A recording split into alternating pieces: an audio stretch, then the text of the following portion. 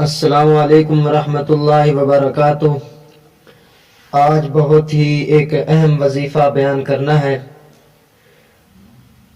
مشکلات، پریشانیوں اور غموں کو دور کرنے کے لیے اور حاجت روائی کے لیے ہمیں کیا وظائف پڑھنے چاہیے، کیا ہمیں عمل کرنا چاہیے۔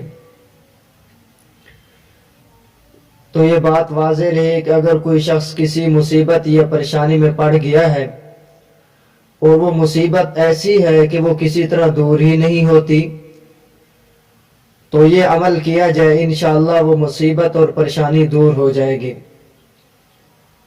نماز فجر پڑھ کر قرآن کریم کی تلاوت اور ذکر میں مشغول رہیں یہاں تک کہ آفتاب بلند ہو جائے، سورج بلند ہو جائے، تو پھر آپ 2 رکعت نماز اشراق پڑھ لیں۔